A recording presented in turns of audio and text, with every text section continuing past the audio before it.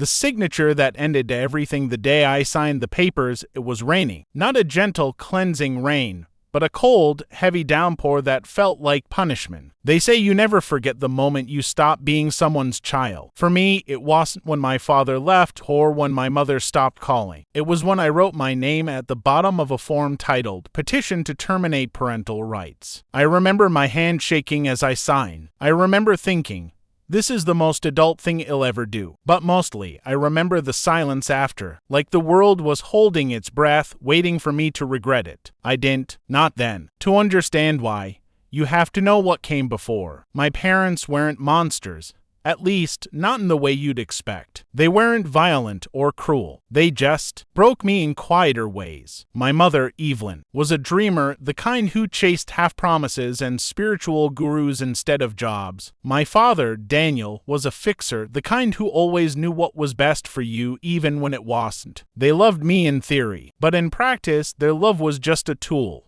Something they used when they wanted me to stay, to forgive, to clean up the mess they made. When I was 16, they took out a loan in my name. Just until we get back on our feet, my father said. When I was 17, I dropped out of school to work and pay it off. You're so responsible, my mother told me. And when I was 19, they disappeared. For almost 3 years, I didn't hear from them. No calls, no messages, just silence. Then one morning, I got a letter from a social worker. My parents had resurfaced, and not alone. They had a 6-year-old child. Her name was Mia, and according to the letter, my parents had listed me as their emergency guardian, the person who would take custody of Mia if anything happened. At first, I thought it was a mistake. Then I realized it wasn't. They had used my name again, just like before. But this time, it wasn't about money. It was about a human being. I met Mia once. The social worker brought her to my apartment, a small, quiet place I'd fought hard to afford. Mia had dark eyes, too big for her face, and a nervous smile that reminded me painfully of my younger self. She sat on my couch, legs swinging, looking everywhere but at me. Do you like living with mom and dad? I asked gently. She shrugged. Sometimes, but they fight a lot. Mom cries, dad leaves, then he comes back. It was like déjà vu. The same pattern, the same pain, repeated on a smaller, more innocent scale. That night, I couldn't sleep. The social worker had mentioned neglect, missed school days, empty cupboards, unpaid rent, and then the question came, the one that started everything.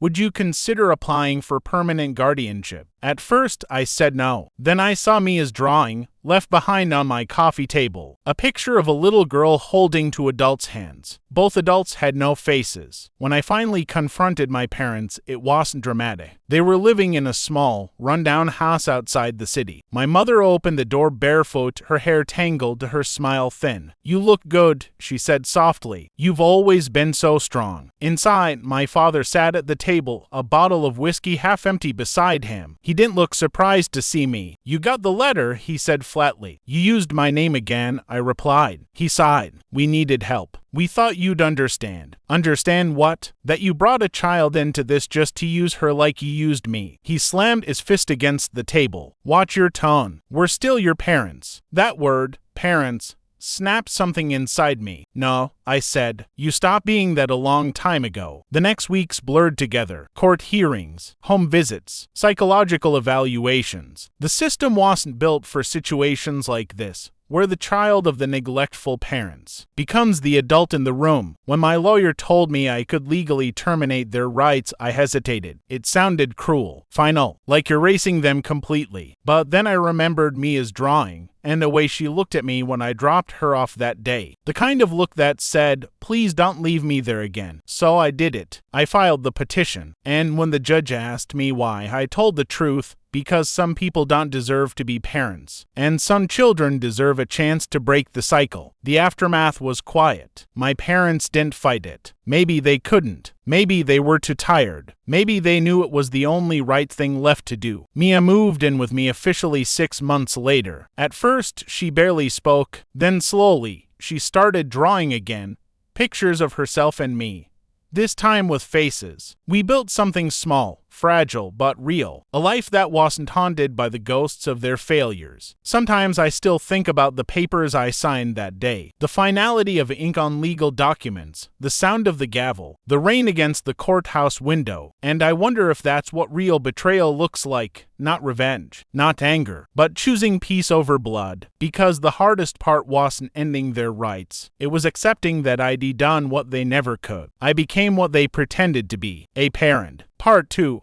When the past knocked on my door, 5 years passed. 5 years of normal mornings, soft routines, and quiet laughter. Mia was 11 now. She liked cinnamon toast, hated math, and had developed an alarming talent for reading people. Every time she tilted her head at me, I could see the old, watchful girl she used to be, the one who never spoke unless she had to. But now she was safe. She was mine. Or at least that's what I told myself. Then, one cold October evening, the doorbell rang. I wasn't expecting anyone. When I opened the door, a woman was standing there. Thin, pale, her hair tied back too tightly, eyes sharp as glass. "Leah?" she asked. Her voice was familiar. Painfully so. "You must be Evelyn's daughter." My stomach dropped. "Who are you?" She smiled, but it didn't reach her eyes. "Mia's mother." I froze. It couldn't be. Her name? I remembered it from the files, the ones the court had sealed. Marissa Jameson, the woman who had given birth to Mia. The one who disappeared when the child was barely 2. The one my parents had taken in, supposedly to help her get back on her feet, but she hadn't been a victim. Not entirely. There were whispers that she'd been part of a scam, that she and my father had a deal, that my parents had helped her hide from someone. I'd never found the full truth, and now she was standing on my doorstep, smiling like she belonged there. "I've been clean for 4 years," she said, her voice calm, rehearsed. "I finished rehab, got a job, and am here because I want to see my daughter." "You can't," I said before I could stop myself. Her eyes flickered. "Can't or won't." "Legally can't," I said firmly. "Your rights were terminated." The court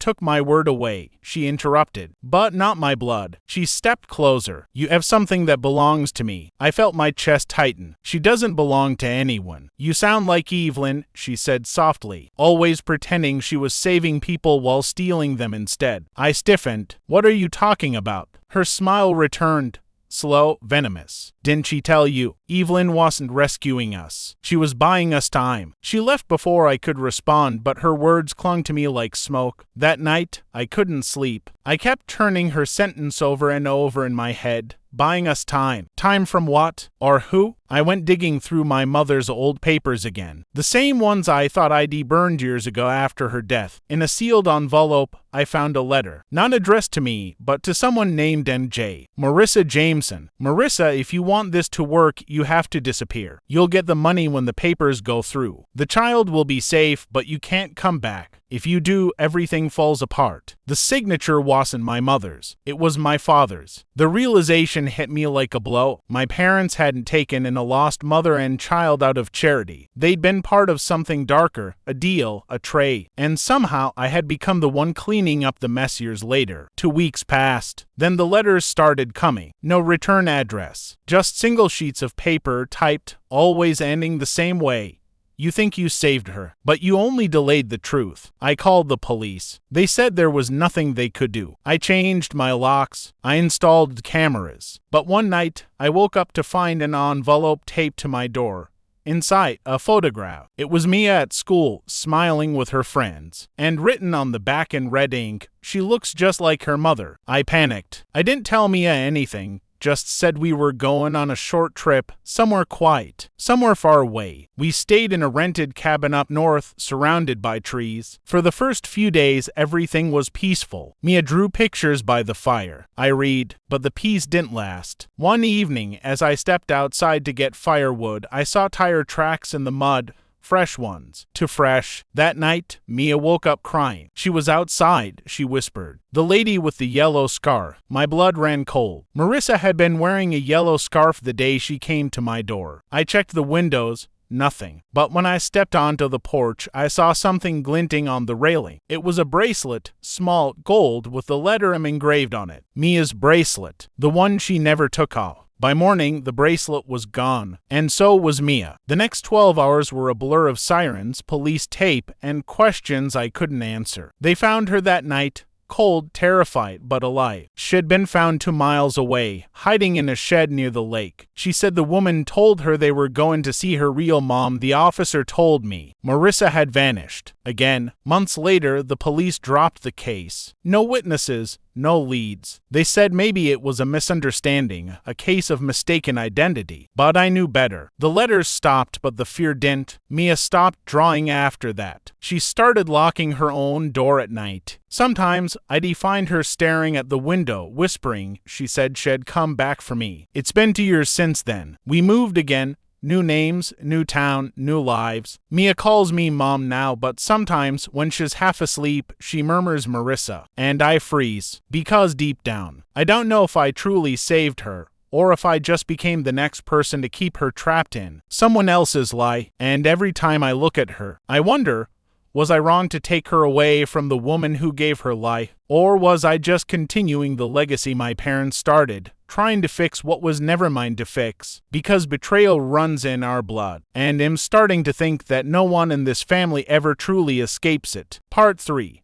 The truth that grew in silence. Time doesn't heal everything. Sometimes it just hides the wounds until someone new comes along to open them again. Mia turned 18 last spring. We celebrated quietly. No parties, no crowds. Just a dinner at home and a candle she blew out without making a wish. After everything that had happened, she preferred it that way. At least, that's what I thought. But a few weeks later, she started asking questions. Dangerous questions. Mom, she said one night, her voice calm, almost rehearsed, why did I never meet my real mother? I froze. She had never called Marissa mother before. Not once. Because she gave up her rights, I said softly. The court decided it was best. Did she die? No. Then what happened to her? She disappeared. Mia's eyes didn't move from mine. People don't just disappear. And in that moment, I saw it. The same quiet defiance I'd once seen in myself. The same refusal to accept silence as an answer. That night, when I checked her room, her laptop was gone. Over the next few weeks, she became distant, polite, careful, secretive. I knew that look too well. It was the look of someone chasing a truth that might destroy her. One evening, I found her in the attic, surrounded by boxes I'd sealed years ago. My parents' boxes. The ones I'd promised myself never to open again. Mia, I said quietly, what are you doing? She looked up at me, her hands covered in dust. You lied, she whispered. You told me you didn't know anything about my mother. But I found her name. I found her letters. My breath caught. Those weren't meant for you. Then who were they for? She snapped. Because they weren't for you either, Leah. They were for me. She held up a letter, crumpled, torn at the edges. It was written in my father's handwriting. Marissa, you'll get the money after the adoption papers are finalized. The girl will be safe with us. I sank onto the old couch. Me, you don't understand. Then make me understand, she said. Because right now, it looks like my entire life was built on a lie. So I told her everything. About my parents. About the fire, the cover-ups, the deals they made. About Marissa showing up years later. About the night she disappeared. And how I found Mia's bracelet on the porch the next morning. When I finished, Mia just stared at me. So you think she kidnapped me? She did, I said. The police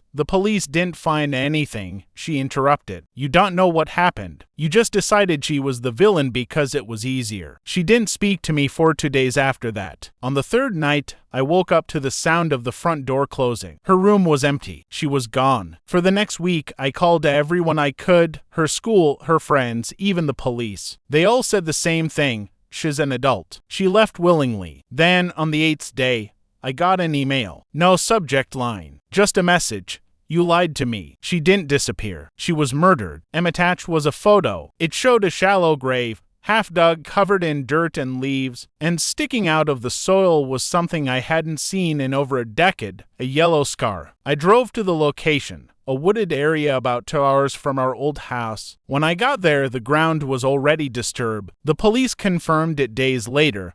There were human remains. Female. DNA testing took weeks. When the results came back, I sat in silence for a long time. Because it wasn't Marissa. It was Evelyn, my mother. Mia stopped answering my calls after that. But one evening, she showed up at my door. She looked older, harder. Her eyes, One soft, had that same cold, unflinching look my father used to have. You said she disappeared, she said. But she didn't. She was buried. And your father did it. I shook my head. No, he wouldn't. He did, she said. I found his old confession files. The voice recordings. He killed her to protect the company, and your mother helped cover it up. That's not possible, I whispered. It is. And do you know the worst part? She stepped closer. You finished what they started. I didn't understand at first. Then she pulled something from her bag, an envelope, old and yellow. Inside was a legal document, the original adoption contract from when I took custody of Mia. Except it wasn't signed by me first. It was signed by Daniel and Evelyn, and beneath their signatures, a third one, Marissa Jameson. My hands trembled. This isn't possible.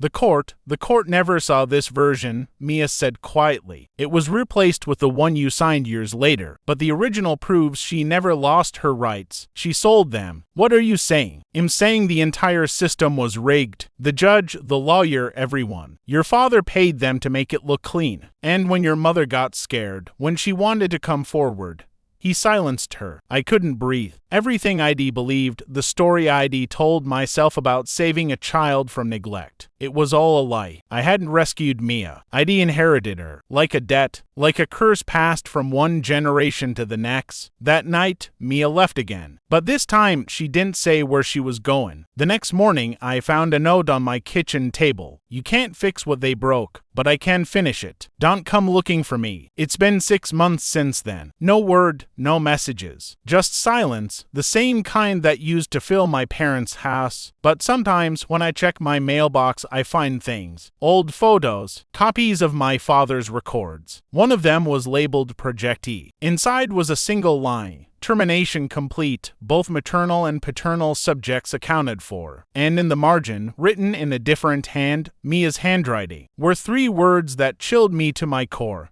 Next. You, Leah. Now I sleep with the lights on. Every creak in the house feels like footsteps. Every phone call I don't answer feels like a countdown. Because I think Mia finally understood the truth, not just about her mother or my parents, but about the darkness that connects us all. And maybe she's right. Maybe some bloodlines aren't meant to be saved.